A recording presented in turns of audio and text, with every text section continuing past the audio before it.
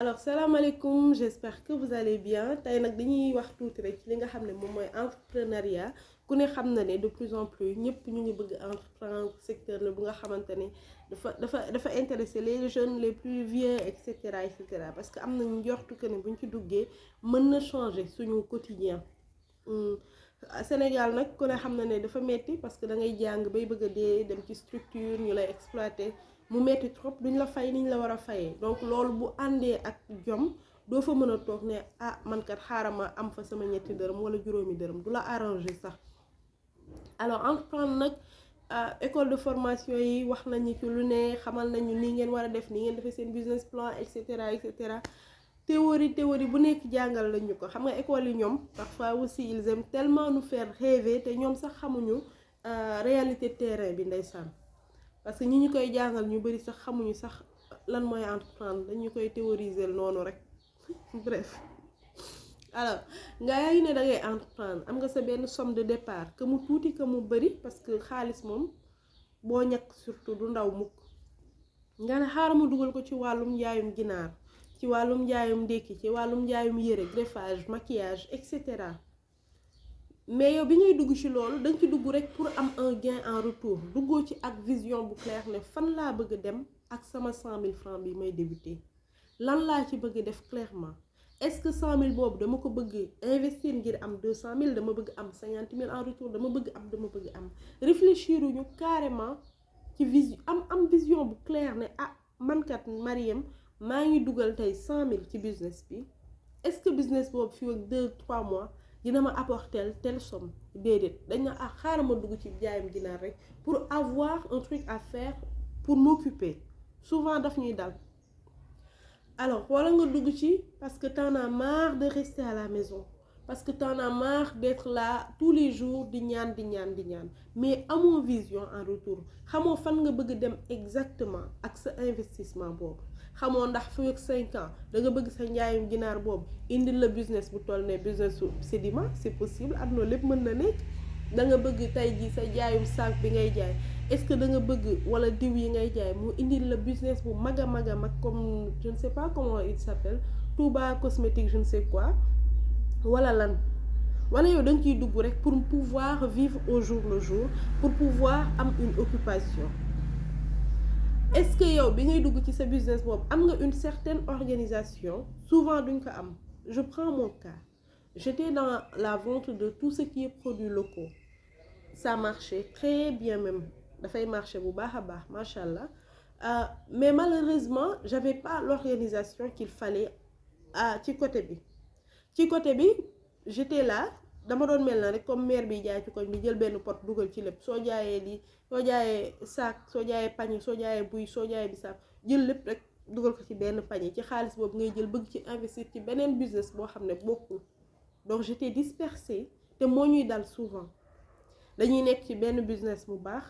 ñu bëgg investir ci yeneen business yoo xam ne parewuñu sax pour investir si parewuñu sax pour nekk ci comme il faut léegi nag bu ko defee bële mu flop bee du ju musa jug aussi. Il y avait pas aussi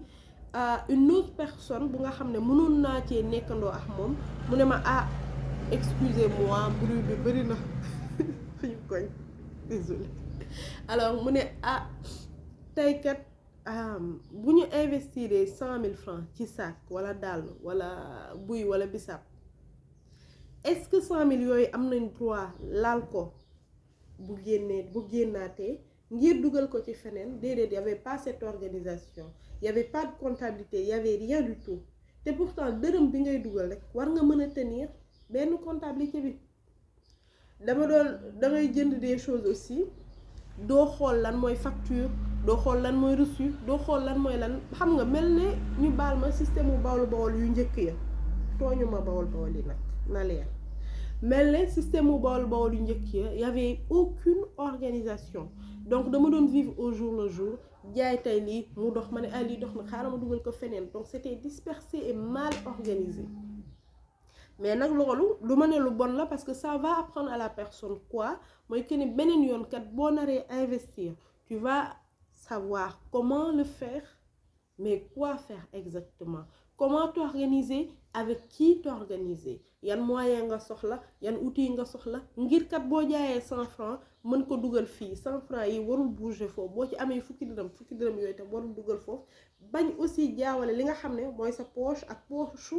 sa entreprise bu ndaw bee di dox entreprendre yombul parce que di nga takk sa biir di nga dootoo nelaw ni nga ko bëggee parce que di nga am ay xalaat yu bari ah man kat su ma defee lii pourquoi doxul lii doxul c'est pas facile waaye tamit soo takkee sa biir peut-être benn atu yàlla benn ñaari at bu bari après yow mën nga ci gis sa bopp parce que salaire yi moom dañ koy wax rek tëddee et c'est bien dommage que ñu nekk ci pays bu mel ne Sénégal que ne salaire yi mënut a yor kenn nga obligé di am recours à d'autres moyens pour génn ci pour subvenir ci say besoins c'est dommage mais c'est comme ça entreprendre nag c'est bien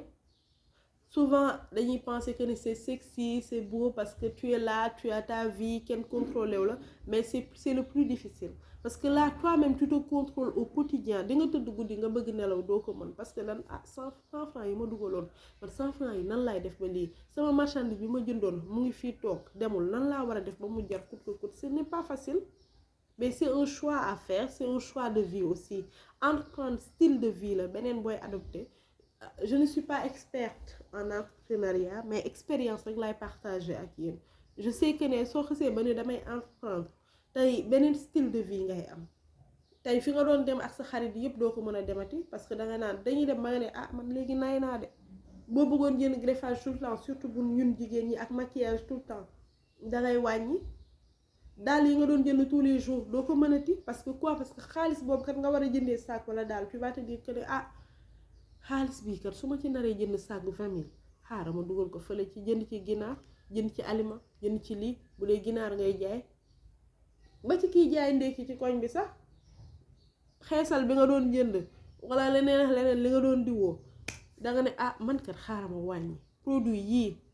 sama njaay mii lii mën naa cee jënd petit pois lii mën naa cee jënd mayonnaise lii mën naa cee jënd thon def sama table mu rafet wala ma defar sama fi may jaayee lekk ba mu gën a nice comme ça ma gën a mën a attirer ay clients donc entreprendre c'est réfléchir au quotidien xalaataat bu baax naka nga mën a def ngir améliorer sa dundin naka nga mën a def ngir dund googu kaykat boo trouver stabilité nan nga mën a def ba doo daanoote entreprendre aussi du jaawale sa poche je pense que wax naa ko léegi ak poche structure bi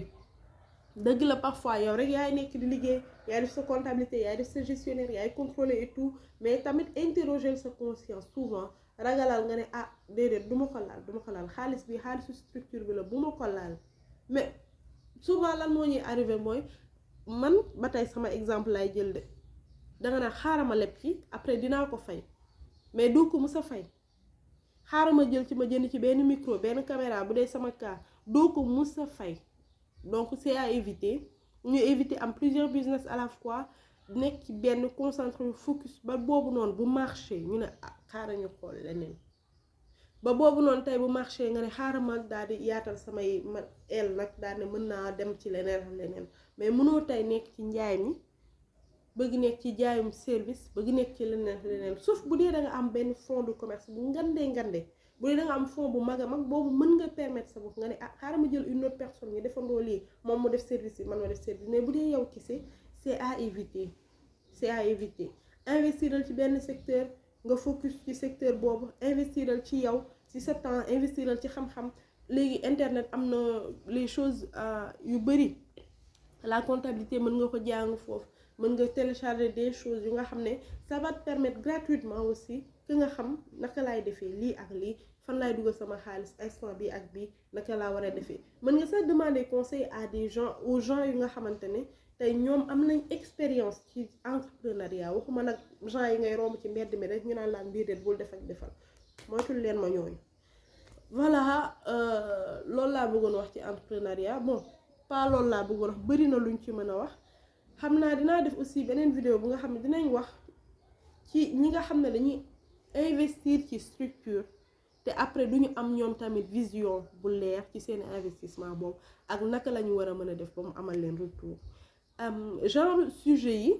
bu dee intéressé na leen mën ngeen ma ko wax en commentaire comme ça ñu partager ci lu bari lu ma ci nar a partager aussi du lu nga xam ne vérité scientifique la mais loo xamante ne la samay expérience lay doon ak samay expérience am di jàmm ak mbokk. jërë ngeen jëf, di leen ñaanal lundi jàmm, semaine jàmm, di leen wax prenez soin de vous, prenez soin des gens qui prennent soin de vous et